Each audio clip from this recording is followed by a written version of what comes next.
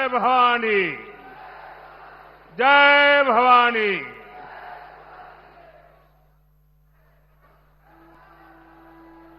प्रभू श्री रामच्या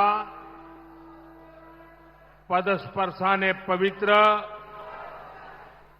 नाशिक नगरीला माझा नमस्कार। मैं भगवान त्र्यंबकेश्वर और माता रेणुका को श्रद्धापूर्वक नमन करता हूं। आज महाराष्ट्र विधानसभा चुनाव प्रचार के पहले दिन मुझे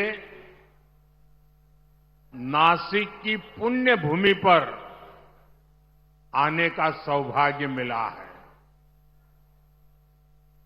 जब अयोध्या में राम मंदिर की 500 साल की प्रतीक्षा पूरी हुई, जब प्रभु श्री राम एक बार फिर वापस आए,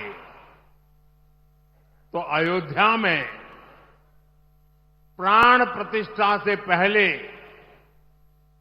11 दिनों के मेरे व्रत अनुष्ठान की शुरुआत भी यही नासिक से शुरू हुई थी।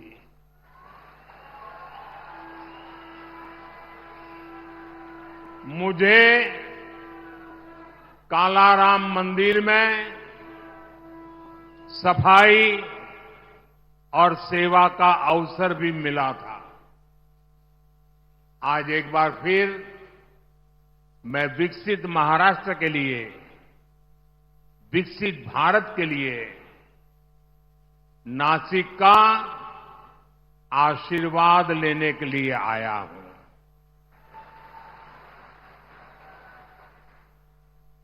मैं देख रहा हूं नासिक में जनता जनार्दन का ये विशाल जनसमूह महाराष्ट्र का जन जन कह रहा है, भाजपा महायुती आहे तर गती आहे, महाराष्ट्राची प्रगती आहे। साथियों, आज महाराष्ट्र के प्रख्यात साहित्यकार और कला जगत के मजबूत स्तंभ रहे पूल देशपांडे जी की जन्म जयंती है। मैं उनका पुण्य स्मरण करता हूं, उन्हें अपनी श्रद्धांजलि अर्पित करता हूं। साथियों, आज हमारा महाराष्ट्र विकास कर रहा है। हमारा देश नए रिकॉर्ड बना रहा है, क्योंकि आज देश में गरीबों की चिंता करने वाली सरकार है। जब गरीब आगे बढ़ता है, तभी देश आगे बढ़ता है। इतने दशकों तक देश में कांग्रेस और उसके साथियों ने गरीबी हटाओ का नारा दिया, फिर भी गरीब रोटी, कपड़ा, मकान के लिए मोहताज रहा। लेकिन अब केवल 10 वर्षों के भीतर भीतर देश के 25 करोड़ लोग गरीबी से बाहर आए हैं।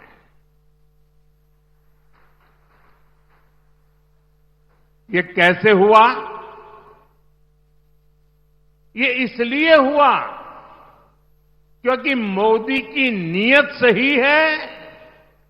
मोदी गरीब का सेवक बनकर काम करता है, आपका सेवक बनकर काम करता है। ये इसलिए हुआ क्योंकि गरीब के खिलाफ ये लड़ाई केवल मोदी ने नहीं, देश के गरीब ने भी लड़ी, आप सबने लड़ी। आज महाराष्ट्र में 50 लाख से ज्यादा महिलाओं को उज्ज्वला योजना के तहत मुफ्त गैस कनेक्शन दिए गए हैं। जल जीवन मिशन के तहत राज्य के 1.25 करोड़ से ज्यादा घरों में नल से जल ये सुविधा मिलने लगी है। आज महाराष्ट्र के लगभग 7 करोड़ जरूरतमंदों को हर महीने मुफ्त राशन मिल रहा है। राज्य के 26 लाख से ज्यादा गरीबों को पीएम आवास योजना का लाभ मिला है। उन्हें पक्के मकान दिए गए हैं। गरीबों के लिए ऐसे काम लगातार होते रहें, इसके लिए महाराष्ट्र में महायुति सरकार फिर से बननी जरूरी है। साथियों, डबल इंजन सरकार में विकास की गति डबल होती है, साथ ही योजनाओं का लाभ भी डबल हो जाता है। महाराष्ट्र के किसान आज इसका अनुभव कर रहे हैं। यहां किसानों को एक और पीएम किसान सम्मान निधि का लाभ मिल रहा है। साथ ही नमो शेतकरी महासम्मान निधि ये भी मिल रही है। यानी सालाना 12,000 रुपये की आर्थिक मदद। और मैं मेरे किसान साथियों को बताना चाहता हूं, जब महाराष्ट्र में फिर हमारी सरकार बनेगी तो ये 12,000 रुपये की मदद बढ़कर 15,000 रुपये हो जाएगी।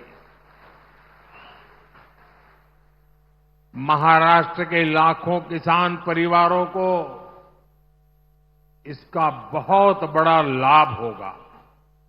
साथियों, यहां सोयाबीन, कपास, धान और दूध उत्पादकों को भी आर्थिक मदद दी गई है।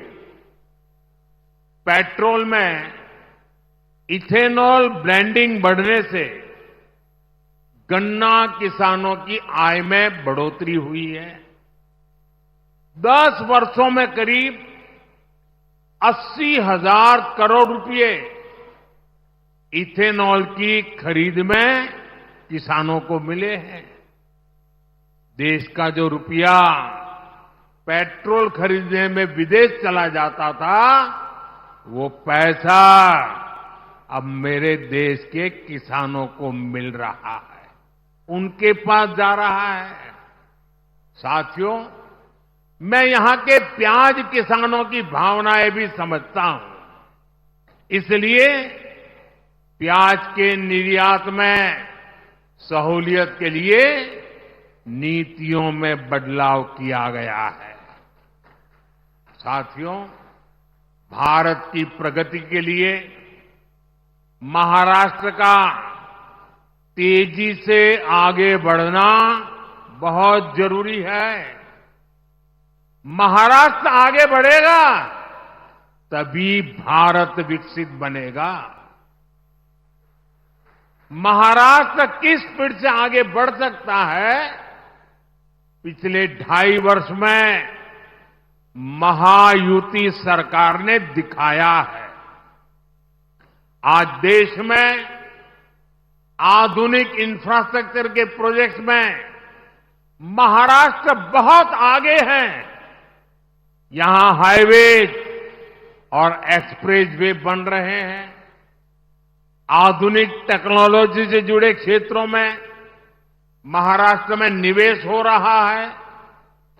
लेकिन आप मुझे बताइए, अगर कोई सरकार ये काम रोक दे तो क्या महाराष्ट्र आगे बढ़ पाएगा?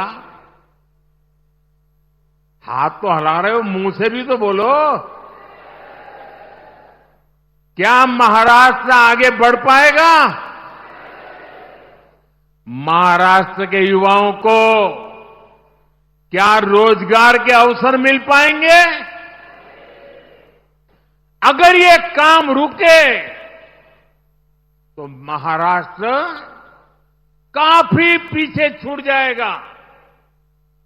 कांग्रेस और उसके साथी यही चाहते हैं, उनका यही एजेंडा है। महाराष्ट्र में कोई भी बड़ा काम होता है, ये लोग उसका विरोध करने के लिए मैदान में आ जाते हैं।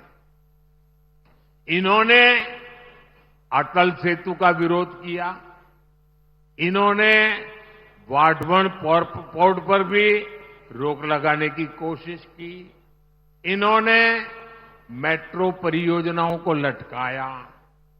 अघाड़ी वालों ने समृद्धि महामार्ग का काम ठप करने का प्रयास किया।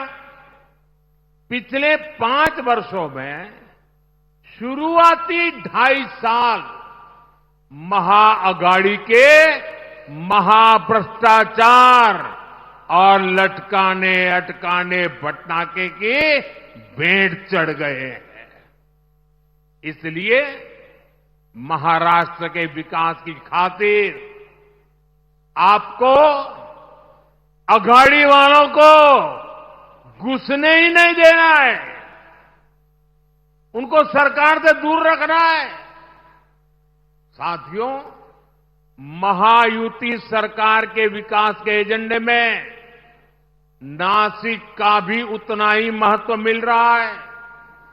आज आधुनिक इंफ्रास्ट्रक्चर नासिक की तस्वीर को बदल रहा है। आज यहां जो हाईवे बन रहे हैं, ट्रांसपोर्ट के साधन तैयार हो रहे हैं, उनका बहुत बड़ा फायदा 2026 के कुंभ में भी मिलने वाला है।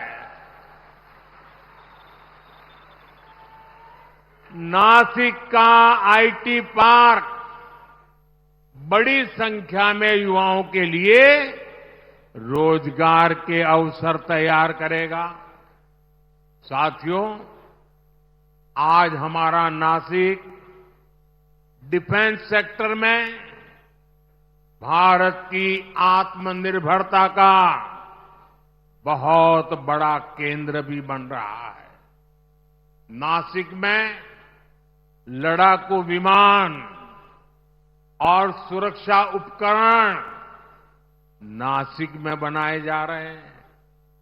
आज नासिक के हर व्यक्ति को इस बात का गर्व भी है कि उनका ये नासिक, उनका ये शहर सशक्त भारत में इतनी अहम भूमिका निभा रहा है। लेकिन साथियों, दूसरी तरफ एक कांग्रेस और अघाड़ी वाले लोग भी है।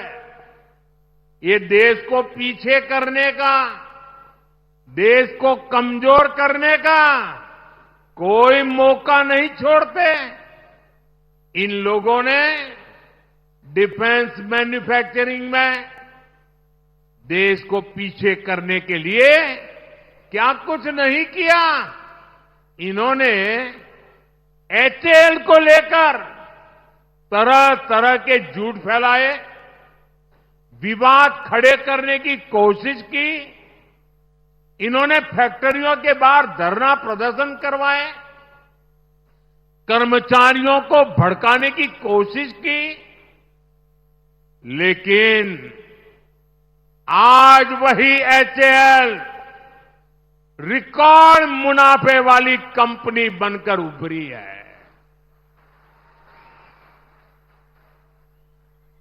जब नीतियां स्पष्ट होती हैं, नीयत साफ होती है, तो अच्छे परिणाम भी मेरे नासिक के भाई बहन देख रहे हैं।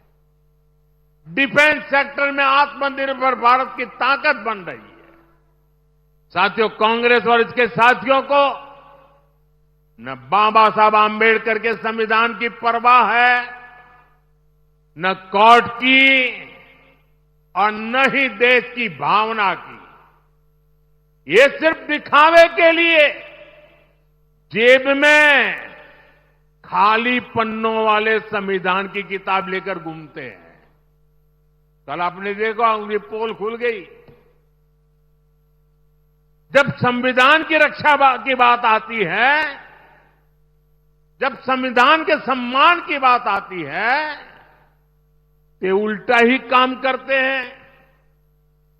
ये कांग्रेस वाले ऐसे हैं, 75 साल तक जम्मू कश्मीर में बाबा साहब आम्बेडकर के संविधान को लागू नहीं होने दिया। 75 साल तक देश में एक संविधान नहीं था। जम्मू कश्मीर का संविधान अलग था, वो बाबा साहब आम्बेडकर वाला नहीं था। और ये पाप कांग्रेस का था। कांग्रेस ने आर्टिकल 370 की ऐसी दीवार बना दी थी कि बाबा साहब आम्बेडकर का संविधान वहां घुस ही नहीं सकता था। भाजपा एनडीए ने आर्टिकल 370 को हटाया और एक देश, एक संविधान लागू किया। और मेरी बाबा साहब आम्बेडकर को सबसे बड़ी श्रद्धांजलि है।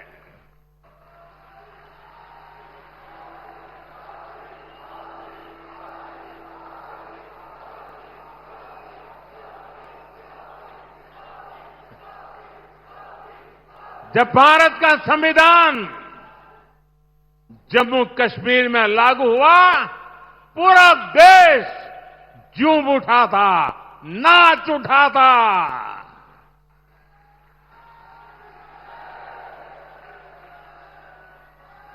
मैं जरा मेरे नासिक के लोगों को पूछना चाहता हूं।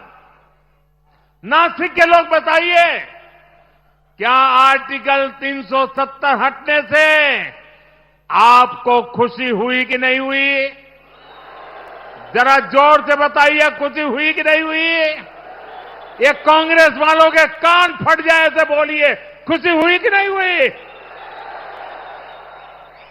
आपको खुशी हुई, लेकिन कांग्रेस और उसके साथियों के पेट में चूहे दौड़ने लग गए। उनको दर्द हो गया। आपने टीवी पे देखा होगा, 2-3 दिन पहले जम्मू कश्मीर की विधानसभा में कांग्रेस और इसके साथियों ने 370 फिर से लागू करने के लिए हंगामा किया। ये लोग फिर चाहते हैं कि जम्मू कश्मीर से बाबा साहब आम्बेडकर का संविधान फिर से जम्मू कश्मीर से निकाल दिया जाए, हटा दिया जाए। ये लोग फिर चाहते हैं कि वहां दलितों को, वाल्मीकि समाज को जो आरक्षण 75 साल बाद मिला है, उसे छीन लिया जाए।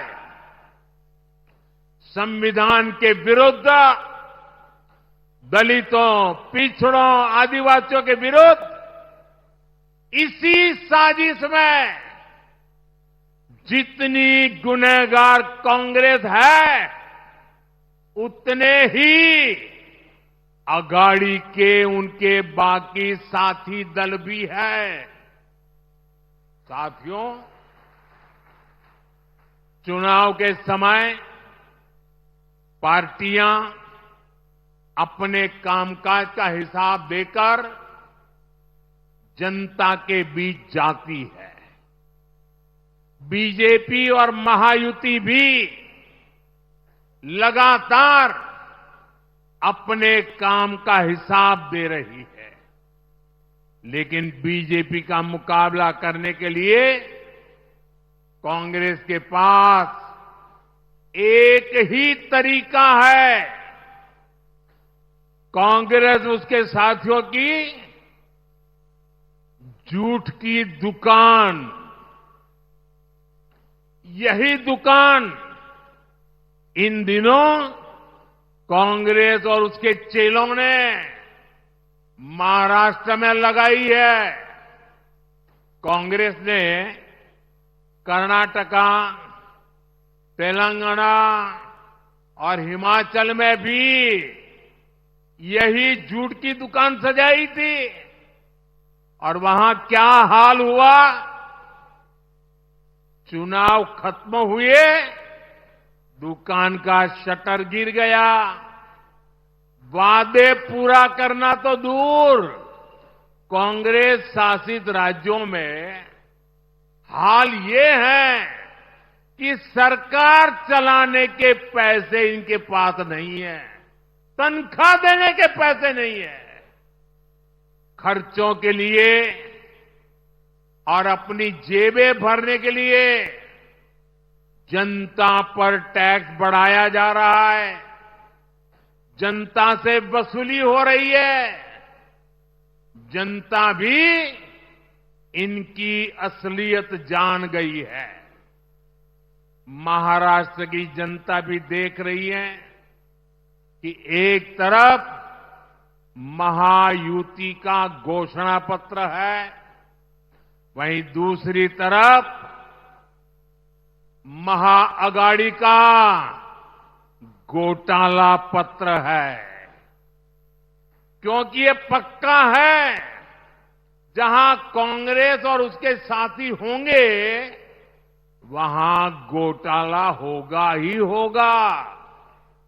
ये लोग ऐसी योजनाओं की घोषणा करते हैं जिसमें से ज्यादा भ्रष्टाचार हो सके। आप महाराष्ट्र में इन लोगों को ये सारा पाप फिर से करने देंगे क्या? करने देंगे क्या?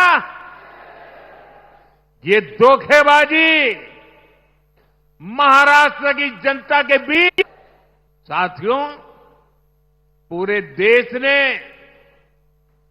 कांग्रेस की हरकतों के कारण उसे पूरी तरह से खारिज कर दिया है। कांग्रेस अब ऑल इंडिया कांग्रेस नहीं बची। कांग्रेस अब परजीवी कांग्रेस बन चुकी है। ये कांग्रेस पार्टी अब केवल बैसाखियों पर ही जिंदा है। महाराष्ट्र हो, उत्तर प्रदेश हो, बिहार हो, झारखंड हो, ज्यादातर राज्यों में कांग्रेस दूसरी पार्टियों के सहारे ही चुनाव लड़ने की हालत में है। वो अपने पैरों पर खड़ी नहीं रह सकती। इसलिए साथियों, कांग्रेस ने राजनीति में खुद को बचाने के लिए अपना सबसे बड़ा हथियार चला है। ये हथियार है एससी, एसटी, ओबीसी समाज की एकता तोड़ो, एकता तोड़ो और राज छीनो।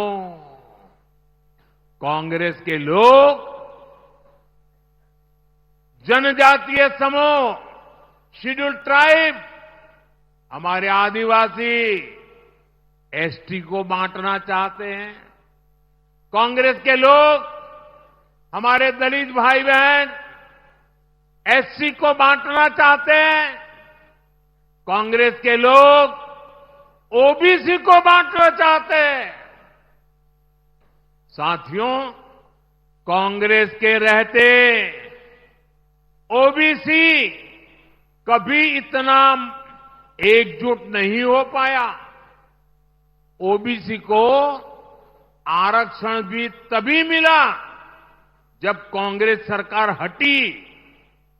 नेहरू जी के समय में कांग्रेस ने ओबीसी को अलग अलग जातियों में बांट करके रखा।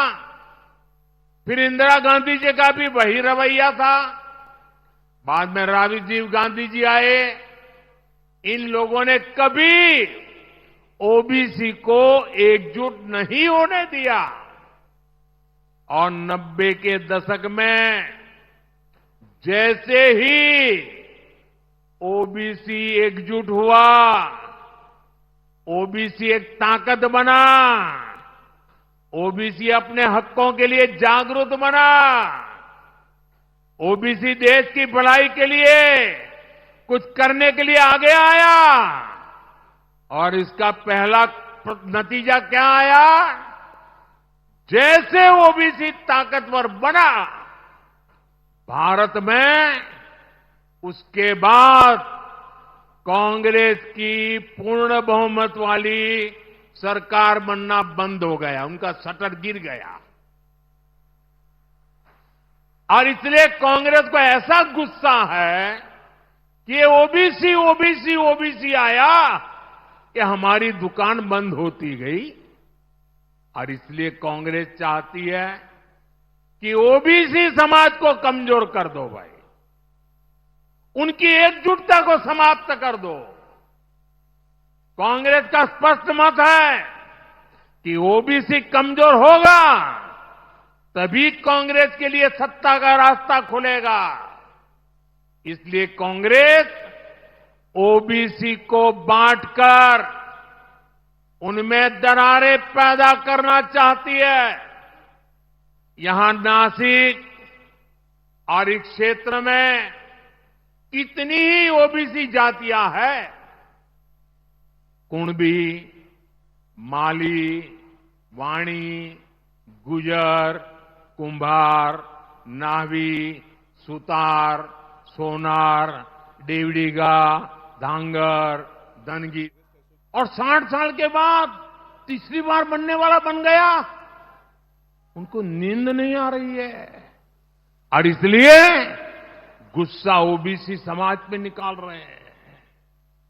साथियों, यहां हमें आशीर्वाद देने के लिए इतनी बड़ी संख्या में माताएं, बहनें, बेटियां आई हैं।